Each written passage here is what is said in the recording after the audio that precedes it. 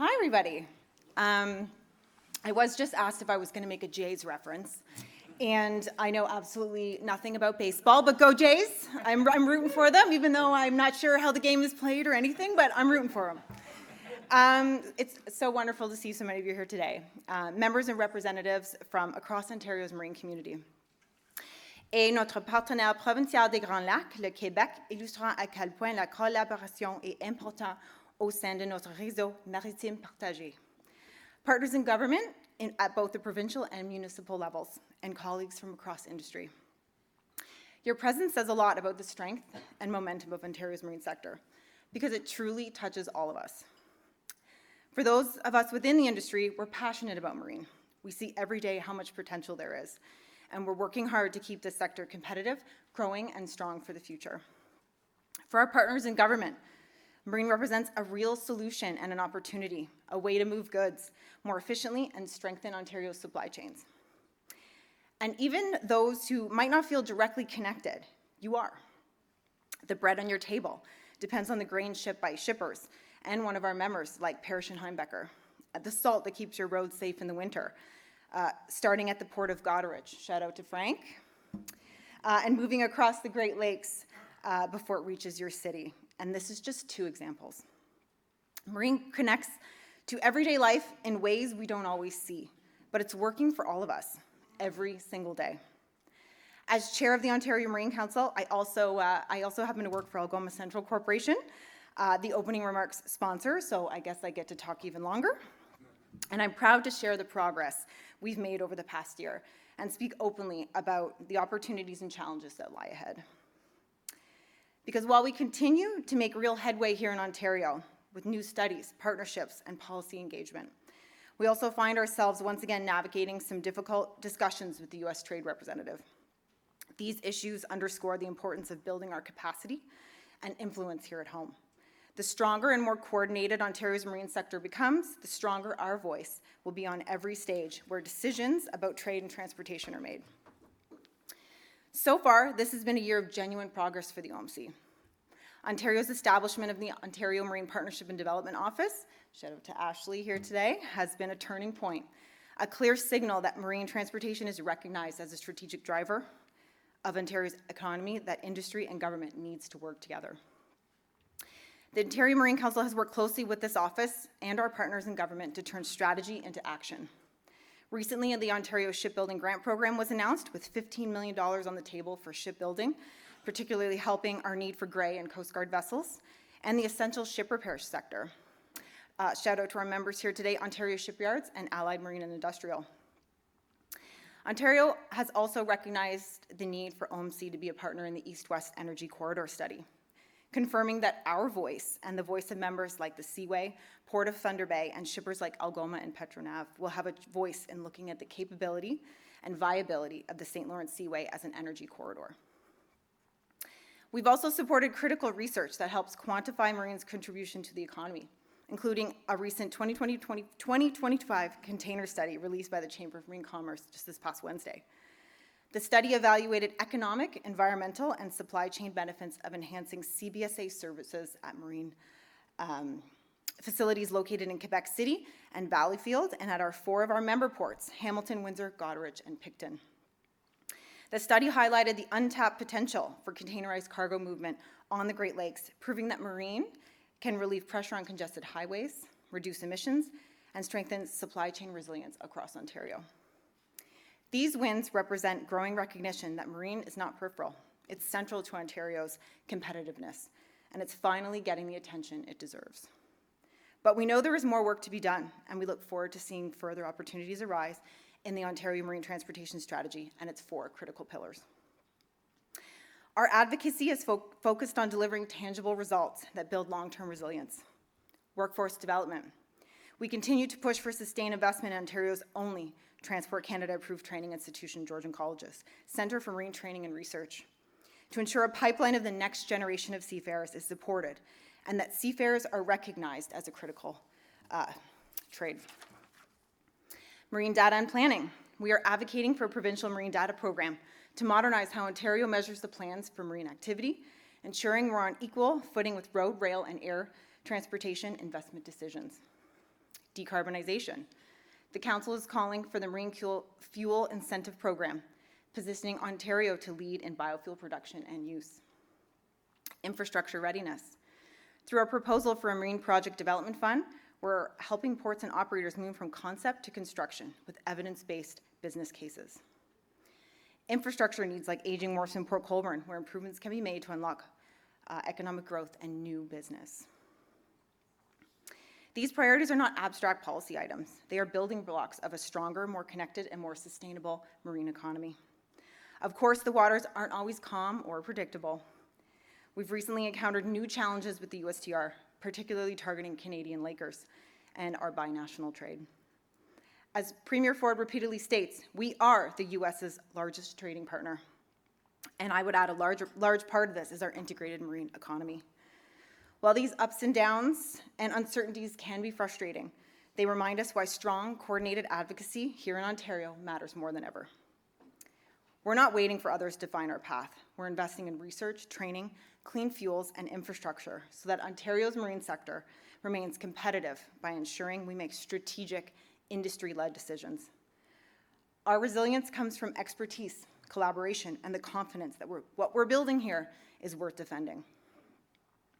And that brings me to a very special part of today's program and why we are all here. This year, the Ontario Marine Council's Marine Champion Award goes to David Patterson of the Ontario Trade Office in Washington. During a challenging spring, David played a pivotal role in advancing Ontario's marine interests with the USTR, ensuring our concerns were heard and our priorities were kept front and center. I remember the trip where I flew into DC to testify at the USTR hearing, and while waiting at the airport, who do I bump into but David at my gate? Of course, he took the time to provide some words of wisdom and emphasized he was there for the marine sector. As the Ontario representative of Washington, he had our backs, even during a time when he was facing major turmoil in the auto sector. He took the time to listen and to help us achieve our goal in the spring. Even though we are back there, David already has been advocating on our behalf, helping us make connections and consistently giving his well-appreciated advice. David's professionalism, persistence, and understanding of the importance of short sea shipping on the Great Lakes helped strengthen our strategy and position us at a critical time.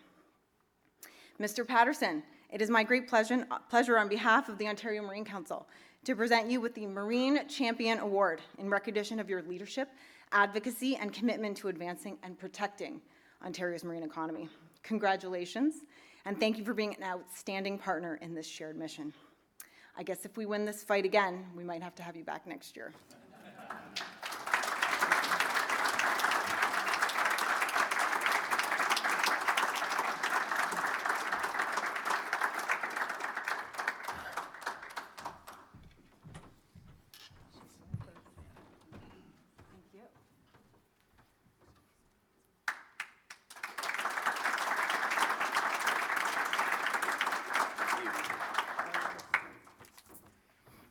This is dangerous turning this over to me here, but I really want to, this is a great honor, and thank you very much, and we look forward to just continuing this fight for the things, that you do.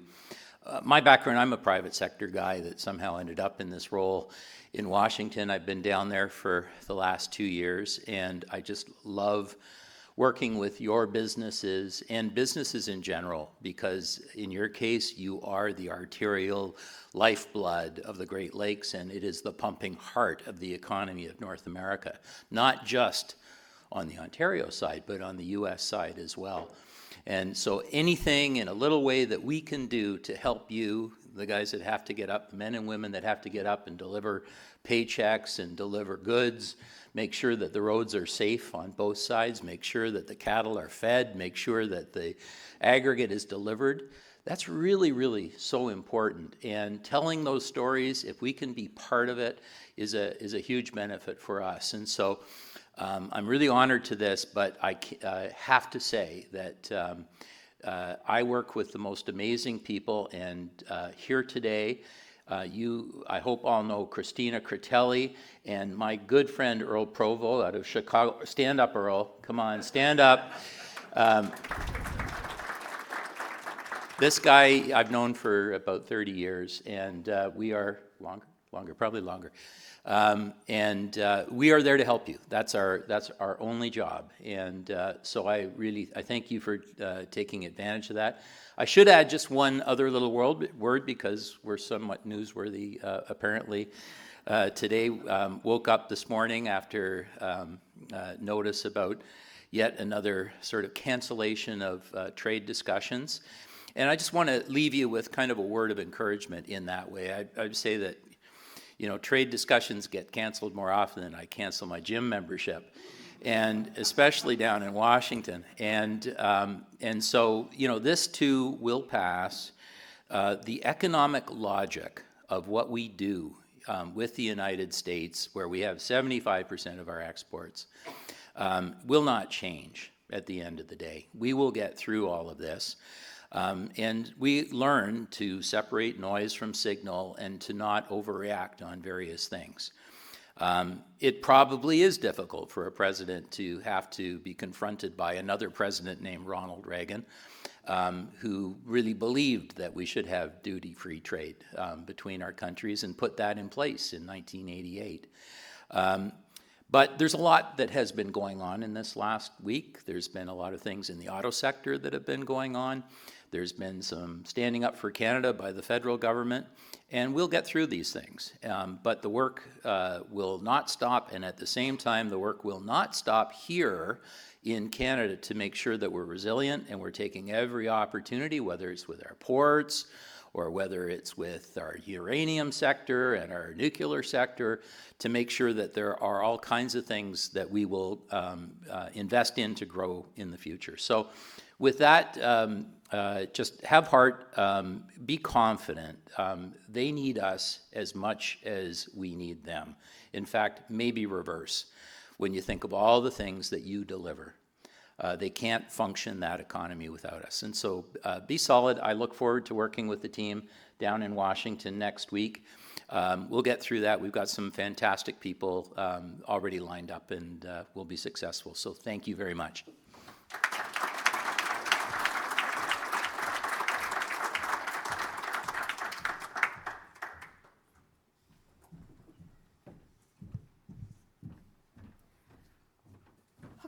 So it's now time for our panel. So I'd like to introduce Valerie Glazier, Manager of Government and Community Relations from the St. Lawrence Seaway Management Corporation. Actually, first I rushed into that. Thank you, David. Thank you so much.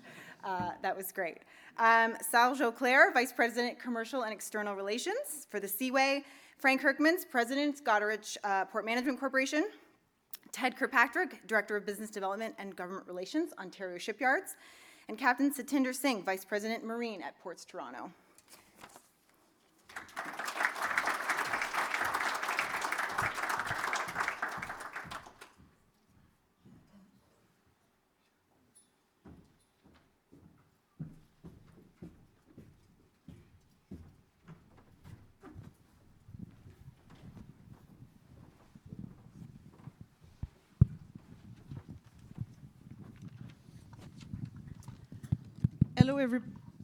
Hello, everybody. Bonjour à tous. So we will start this panel just before the public can ask questions. So you have a QR code on the back of your the thing on the table, the paper, and so you just have to scan it, and you can ask a question to either to a specific panelist or to the whole panel. So just before we start the question, I'm going to ask each of you to talk about your organization for about a minute or two. So let's start with you, Frank. Yes, thank you very much. So, I guess at this opportunity, we're really just trying to explain a few fun facts about the Port of Goderich. Before I do start into that, I'd like to make a few notables that are here with us today. We have the Mayor of Goderich, Trevor Bazinet. We have John Peevers from Bruce Nuclear, who's a significant advocate of the Port of Goderich, and Dave Shorey is in here somewhere as well. And all three of these gentlemen are very important to what we do at the port. Few fun facts. Location of the Port of Goderich is obviously on the eastern shores of Lake Huron. It is the only deep water port on the eastern shores of Lake Huron. By proximity, if you're in Kitchener-Waterloo, and you went an hour and a half west, that's where we're primarily located. From an ownership perspective, when you think about the Port of Goderich, we're untypical from a port authority across the country that you are typically hearing about. From a port authority perspective, there's 17 across the country. There is 11 from the entry point of the St. Lawrence, which is Sept-Îles through to Thunder Bay. And of those 11, from a volume perspective, even though we are municipally owned by the town of Goderich, we would be in the top half of that volume based. So even though we're not a port authority and municipally run, we're a significant volume player in the commercial port world. Some of our users, again, is a fun fact. So we've got the world's largest salt mine is in the Port of Goderich, which is Compass Minerals, and they move about plus or minus 4 million tons of salt to primarily 60% to the U.S., which obviously, based on what David has just said, maybe some points of concern with USTR and different things that have just come up. And we also have Parrish and Heimbecker, who are a grain, I'm sure everybody in the room is familiar with Parrish and Heimbecker, but they both receive and ship high-quality grains globally out of the Port of Goderich. So some of the destinations that we go to from Parrish and Heimbecker would be Ireland, different destinations in Europe, would be, again, Italy, different markets abroad. And they really have an aggressive growth plan to take us to markets, into the Caribbean and different places like that. So very exciting stuff from that perspective. Dali is a calcium chloride company that receives calcium chloride from the west side of Michigan and markets it through a variety of different distribution channels for clearing up salt or clearing up dust on gravel roads. We have Universal Terminals, which is a stone dock. And then most exciting, and what I'm hoping to get into a little bit later on here, is our expansion vision with another 11 acres of footprint at the Port of Goderich, as well as a covering of the Agrodome. So, that's in rough general terms, that is what the Port of Goderich is and does. We have 10 docks there. We welcome 200 plus or minus boats a year, which constitutes between 4 and 6 million tons of cargo combined both inbound and outbound on an annual basis. Thank you. Perfect. Thank you, Frank. So Captain Satinder. Hello, testing. I'm not sure how to use these mics. I'm with Ports Toronto. I'm the VP Marine at Ports Toronto, and I'm going to just share a little bit of a past of what Ports Toronto was and the future dream state that we feel Ports Toronto should be. A lot of people here may not know, but Ports Toronto, when Harbour Commissions transferred the 17 port authorities to being port authorities under Canada Marine Act, there was very hard time for the Harbour Commission to let go of the port because it was the national port of Canada at that time. And they perceived it as such because all the ships were the same size and there was no different trade route that people should be or would be using at the time. Every ship was the same and they would come to Toronto, and Toronto was a bustling port authority at that time. Over time, we shifted gears. We became city builders. So from Front Street on, all that infill land, all the buildings you see and everything was built by Toronto Port Authority. And that land was transferred to the city of Toronto for $1 at the time. That's the history of Ports Toronto. And the future of Ports Toronto is going to be the same. If it's up to me, it would have been yesterday, but it's going to be in the future. We are going to be the port that is going to be the trademark port for all port authorities in terms of fundamentals such as safety, environmental protection, security, and in terms of commerce, movement of commerce. One other fun fact about Ports Toronto is it's the only port authority in 17 port authorities that also owns an airport. So we have this distinct advantage over every other port in the country to be serving people and goods. So on that note, I'll pass it on to the next. Thank you. Parfait. Donc, Serge. Good afternoon, everyone, and I'm going to make a confession. For the first time in my life, I will be supporting a team in blue. So, but don't expect to go beneath the next 2 weeks. So, so I'm from the Seaway. For those of you who don't see the Seaway daily, The seaway is a system of locks, of bridges, and of channels that basically stretch from Lake Erie to Montreal, and that allows ships to travel in and out of the Great Lakes. And this is how, the steel from Ontario becomes bridges or maybe ships. It is how the aluminum of Quebec becomes planes, and it is how the grain from the prairies becomes good food on the tables around the world. So we've been proud. We've been doing it quietly for the last 67 years. And there's still place to grow, and I hope to have an opportunity to talk to you about that. But we're proud to be here, and we're proud to be the Seaway and to support many of you on your daily activities. Perfect. And Ted. Hi, good afternoon, everyone. I'm Ted Kirkpatrick with Ontario Shipyards, the largest Canadian ship repair and construction company on the Great Lakes. Been in business for 40 years. We own or operate all the major dry dock assets on the Great Lakes. And my mandate and what we've been trying to do with our company is to bring shipbuilding back to Ontario. I know the commercial people in this room will be happy to hear me say this is a federal government targeted initiative. But we're looking at a landscape where, as a country, we're looking at the biggest increase in defense spending since World War II. We're looking at shipyards that are busy across this country, and we're looking at a Navy and a Coast Guard that's that is in a state of disrepair. In Ontario, we have the largest underutilized shipbuilding capacity in this country. This is also the most populous province with the largest industrial manufacturing base. So if there is a province that can contribute to the sovereign domestic capability that our country needs, especially with respect to our Navy and our Coast Guard, it's here, and we feel that we are getting very close to that. With great thanks and admiration to the Ontario government. Hannah mentioned the Ontario Shipbuilding Grant Program. That's actually $215 million to support shipbuilding in Ontario and to try to bring federal shipbuilding contracts to Ontario, which I hope we will be able to do in the very near future. Excellent. So I will ask our panelists some questions, but again, you have a QR code at the back of the document on your table, so if you want to ask a question. So let's start with you, Frank.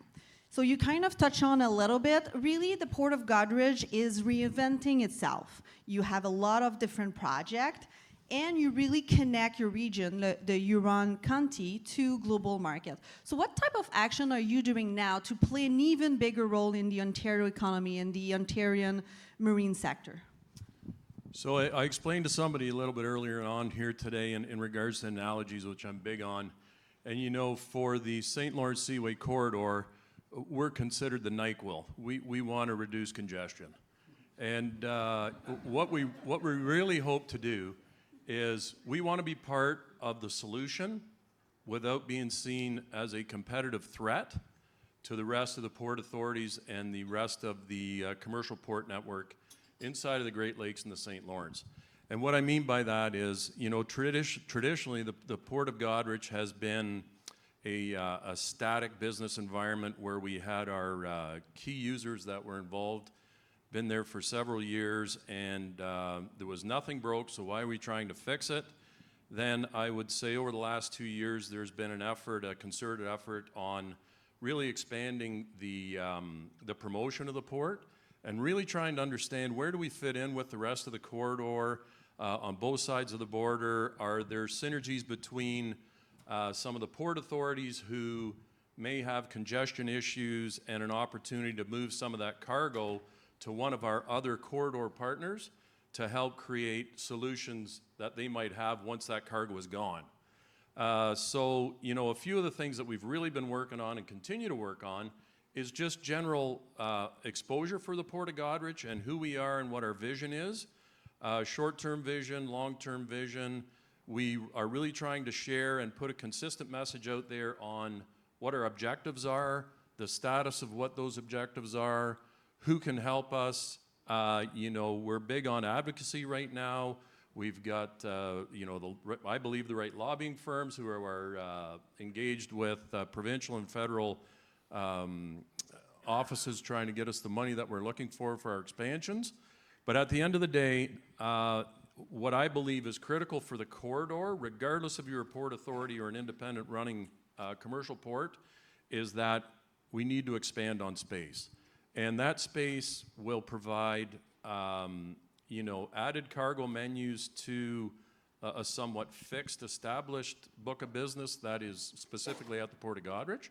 But if we can put the word out there that expanding the Port of Goderich and spending some money at the Port of Goderich is just simply a good idea without getting too much more passionate than that about it, and that's what we're out here trying to illustrate. And I think it's fair to say, whether it's this audience or whether it's audiences where we have an opportunity to present our case for the Port of Goderich, everybody is starting to hear that. And the positive feedback and the reinforcement that I get on that the message is being heard is that just Goderich in general is being recognized to a higher degree. So whether they're talking about us in a good way or in a bad way, at least they're talking about us, So there's no downside to that. And I would say in most cases they're talking about us in a good way as a partner because, I dare to think, I'm confident about the fact that any of the other port authorities and port operators commercially, I consider to be colleagues, and I would find it hard to believe that vice versa isn't the same way. We are trying to solve problems in regards to supply chain challenges in general. The Seaway has some challenges in regards to reaching a higher percentage of capacity over and above where they are now, and we want to help support that. And anything that we can support in regards to that is obviously good for the corridor, but it's also good for the Port of Goderich. Because with the Port of Goderich being structured as a not-for-profit organization owned by the municipality, our opportunity to hold too much cash to be able to put into expansions and expanded roof coverages for square footage and different things like that are limited. So we really need, federal, provincial, public dollars to come in to be able to complete some of these projects that are on the books. Tied to that is the confidence that whoever comes in to be partners with us, that there's countless examples of where we have expanded the footprint of the Port of Goderich, and as soon as that is done, similar to what's going to take place in Contrecoeur, when that thing's done, it's at capacity. To a much smaller scale, the Port of Goderich has the same thing. As soon as we've refitted or moved around some capacity that was available, it's utilized to 100%. And this builds confidence when you've got people that are willing to invest in the port again to say, hey, look, at least when the last 4 acres was expanded, it didn't sit there for 4 years. As soon as it was completed, it was utilized to 100%. So we have a good track record on completing projects and making sure they're utilized at 100%. So advocacy, being part of industry associations, being respectful of our colleagues, understanding to our colleagues throughout the Seaway system that we're here to help and not be a burden. And I think that message will continue and will continue to get louder, and the confidence attached to that will increase. Perfect. Thank you, Frank. And you do a great link with the Seaway, so I'm going to ask a question to Serge. So Serge, the Seaway is at about 50% capacity right now, and it was built over 60 years ago in 1959. How can the Seaway remain relevant, for tomorrow, for in 10 years, given the fact that, it could double capacity tomorrow, but it's only at 50% capacity right now? You really want to put me on the spotlight during the performance evaluation season? Joke apart, there's a couple of axes to do that. First of all, on the commodity side, we're still looking to increase our, the flow of traffic that will come to the Seaway, and there's probably an opportunity when you look at the critical minerals. And we know that the government of Canada has a strategy to increase its military spending, and you would probably think that some of these critical minerals could be used along the Great Lakes. There's a lot of, manufacturing plant. Some of them may need to be transformed into do other type of products. So there's a possibility there. The big growth is going to come from something we call the inland advantage. So you know that the federal government is looking to create an east-west type of economy to reinforce the ties between the regions. So there's a component that is basically the building block to that, which is season extension. And we all know that it's something that we need to look at, but it's a bit of a question like the chicken and the egg, you know. If you do season extension, do you have traffic? And if you don't extend the season navigation, will you have traffic? So, but that's something that we're looking. There's some technology component to it. There's also relation to communities, indigenous nation that needs to be addressed to come to a point where we can do it. But that's something that we're doing, and we've been incrementally, you know, in the last 10, 15 years, extending the season. But we're talking about extending by, you know, a bigger chunk for the future. And from there, there's two opportunity. You know, the first one, and I think that Hannah did mention it in her introduction speech, you know, to us, it doesn't make any sense. You know, there will be a pipeline, but it's going to take 10, maybe 15 years. So when you start thinking about that, you know, would it make sense to use Thunder Bay and to start carrying crude through the seaway to whichever port that you want to go, Montreal, Quebec, Saint John? That would make perfect sense. You know, you could rail, maybe not tomorrow, but in a very short term, you could start railing crude oil to Thunder Bay and to ship it. So that's a short term, and you could even build a pipeline, by the way, to Thunder Bay would be probably much easier. So that's one of the axes that can be done extremely fast. The other one is container ship. You know, it's interesting to have this conversation this week. You know, maybe things don't happen, you know, spontaneously, but there was a report out this week by the OMD and when you UMC, when you look at it and you start thinking, you know, containers would make a lot of sense. I drove to go to Niagara this week, and I'm going to tell you something. We think we have congestion problem in Quebec, but the 401, and you know, I've worked for many years at the Port of Montreal, and while driving, I was looking, and there was these big bucks. And I look at them, a gray one, I think I know the company, you know, a red, yellow one, I think I know the company, and a blue one, I think I know the company. And when you start doing the count, you know, you say, well, maybe you won't move all the containers by ship, but if you can move a bit the notch, you know, you would reduce the stress on the highway. And I don't think that at this point any government wants to build highway. So that would make a lot of sense to start doing it. And I think that the case is out. The OMC has published, I think, numbers that speak very loudly. There's condition that needs to happen. We need to have our friends from, you know, starting to the government, the federal government, building custom in different ports. But that's the other axis to make it relevant. Perfect. So, merci Serge. So, Captain Satinder, you know, as global supply chain evolve, and I think that's very true right now, especially given the current situation with the U.S. How can Ports Toronto really leverage its fantastic location? You're in the biggest city in Canada, but also your infrastructure to play an even, you know, even bigger role in the Ontario transportation system. Thank you for that question. I wrote some important things that I wanted to not miss in this answer. So I wrote collaborator, I wrote catalyst, and I wrote influencer. And that's what I feel Ports Toronto is. We are going to be the collaborator.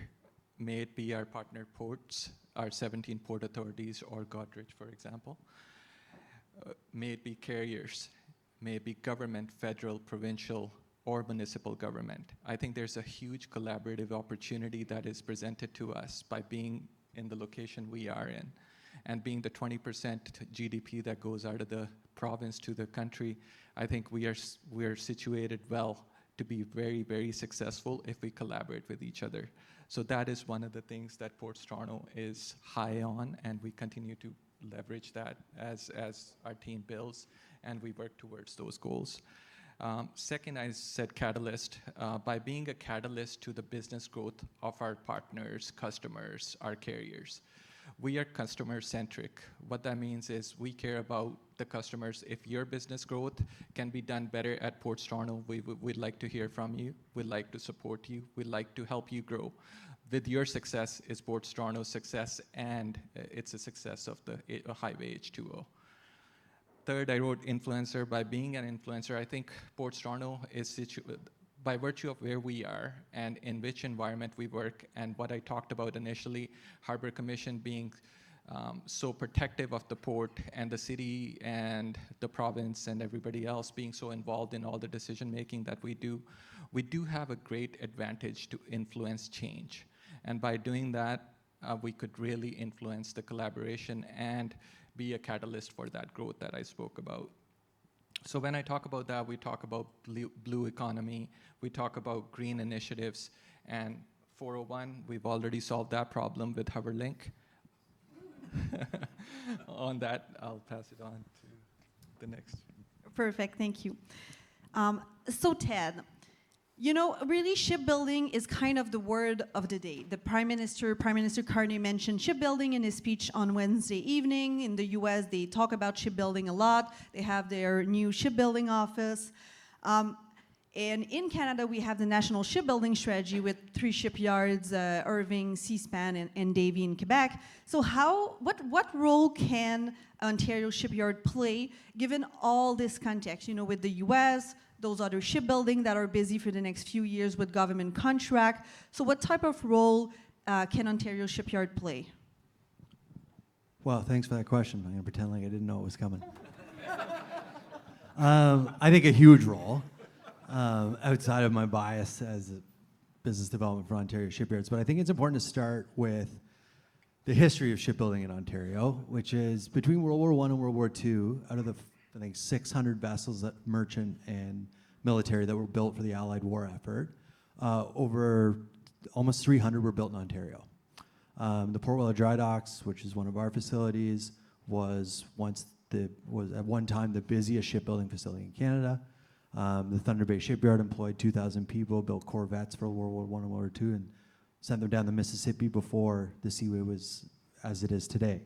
So from that perspective, you know, Ontario has major dry dock assets that are underutilized, that could be leveraged to support the national shipbuilding strategy. The second part of that is, and I mentioned it before, is that this is half of Canada's population live within 2 hours of here. We are the largest industrial manufacturing base and advanced manufacturing center in this country. To me, it's almost astonishing how we are not part of the national shipbuilding strategy already. I understand why, but I highlight that because there's a tremendous amount of capacity to support shipbuilding in Ontario. And what I mentioned before, we are looking at literally the largest increase in defense spending since World War II.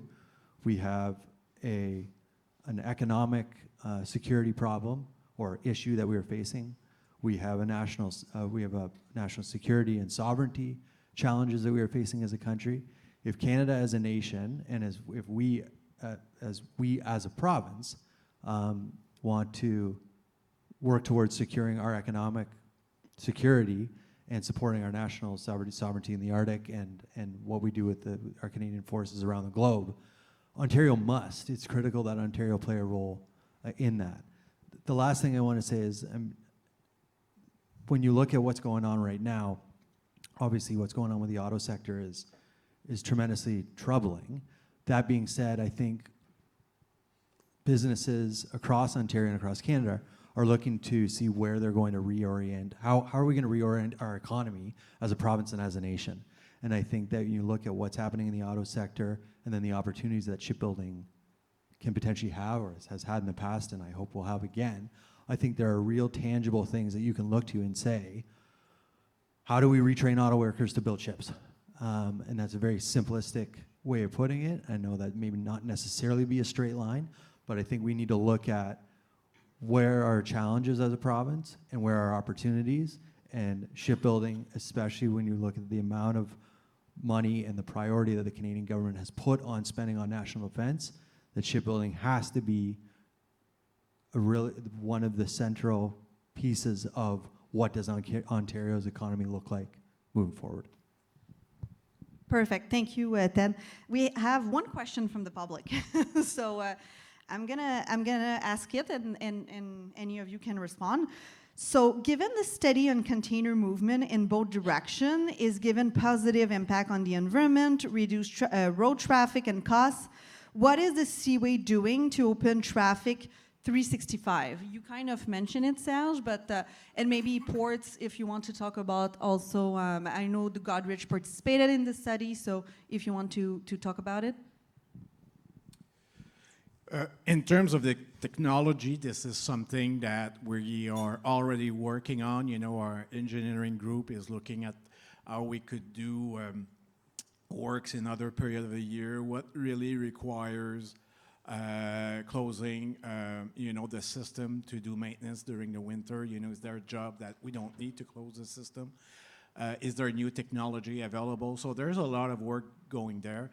In terms of meetings, some communities, and I'm specifically referring to Indigenous people, this is a conversation that we've already started with some of the communities that are our neighbors along the Seaway. So this is an important conversation that we're doing. There will be other elements. You have to think of the icebreaker. You also have to think about the palletage. So these are conversations that we'll be having along the way. So it won't be happening tomorrow. Again, incrementally, that's much easier to do. But to say that we have 365 days of season navigation, it's not tomorrow, but it is something possible. And I think that's, we've been listening to a lot of people from the industry about that. And that's something that now, in terms of how we're planning our strategies and everything, this is something that we're looking on how to do it. It's not, will we do it? Because I know that, I even had someone that says, looking at me like it's the Seaways blocking it and doesn't want, he was asking me, well, is there anyone against season extension?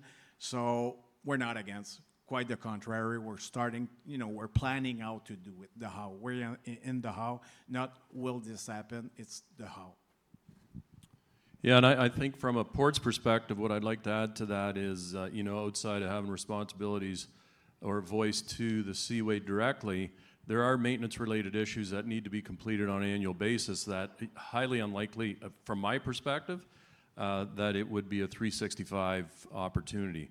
What I would say is that once those timelines of extension are determined, and once we get CBSA on board with a portable program to receive containers into the ports that have been notified on the Avisio report, as well as the ports that are already taking containers, everybody would be ready for more capacity, provided that we could get that cargo through the Seaway.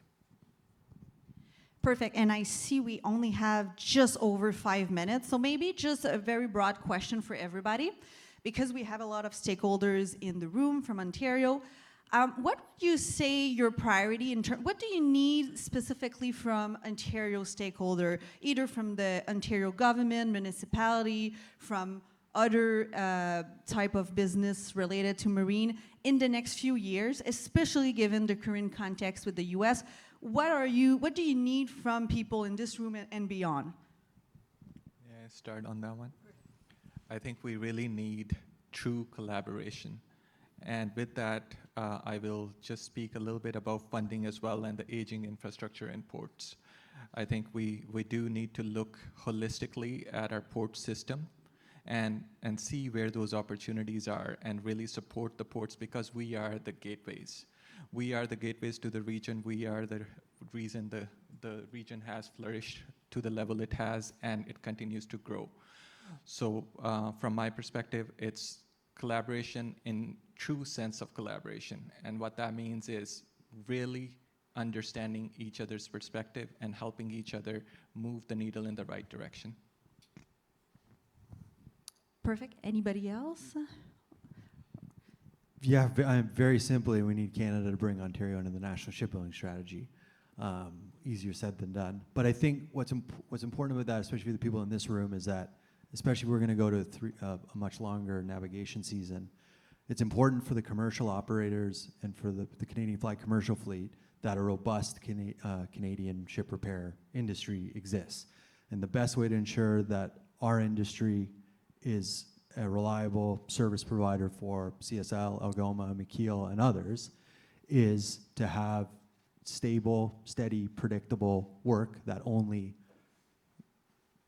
long-term shipbuilding contracts can provide, so that we are able to service our clients on the Great Lakes better, especially if we are going to move to something that is a longer shipping season where we won't have a traditional winter work season anymore. And when we need to turn vessels around a lot quicker than we did before, we'll need to, our workforce and our facilities are going to look different. And the best way to make sure that our business remains robust for our clients is that we're building ships for the Canadian government and for others. I would make a comment. I was at the Port of Montreal from 2011 to 2023, and one of the key, Quebec has a maritime strategy and it's spending hundreds of millions of dollars. Up to now, the government of Quebec has put in more money than the government of Canada in the Contractor project. So it gives you an idea of the importance. And one of the key elements, being there and seeing the maritime strategy, being put in place by the government of Quebec, it's the alignment of the industry that made the difference in Quebec. If everyone in the industry is pushing in the same direction, if every time that there's an elected official, who sees someone from the industry, and these people are all saying the same thing, the same teams pushing in the same direction, this is how you get people to put policy together to go in the direction that you want. So, this is a very useful forum because this is how you create alignment. And if we all push in the same direction, good things will be happening. Perfect. We really don't have much time, 1 minute and 30 seconds. So very last word, maybe, Frank? Yeah, I would say, just to add to the last discussion we've been having here, that consolidated coordination amongst industries and what the end goal is collectively is going to be important, so that we're not taking a viewpoint of individual success, but how do we manage the bottleneck that's going to be created with additional traffic proactively, and not just looking inside of our own organizations to be able to do that. How do we manage that through a corridors view, I would say is critical. And I know that there's some initial discussions that have taken place on that, and I'm excited to be able to participate in further discussions on what that may look like. And I'll just say one thing. I'd just like to reflect on how far we've come as the OMC. I mean, we've been in existence for 3 years? We've got an Ontario Maritime Strategy passed. We have a staffed office in MTO. Ashley, thank you for being here. That's tremendous progress. We need to not let up the pressure at all. We got here because we didn't shut up. We got here because we were the squeaky wheel. And to that point of all working together towards the same thing, we have to keep the pressure on, and it's more important than ever to do so now, because I know, just think about what we can achieve 3 years from now if we've come this far already. So.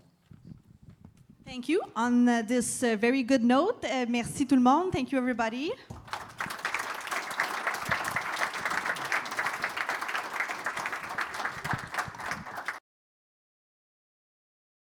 Please give a hand to to Valerie and our entire panel. Well, good afternoon. I'm just going to be here briefly to wrap things up.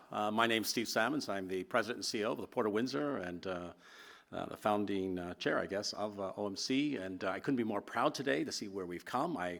Ted stole some of my comments already. Some of the successes we've had, they're going to keep coming.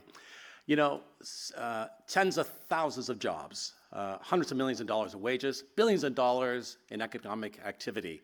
That's the Ontario marine community. That's who we are in this room.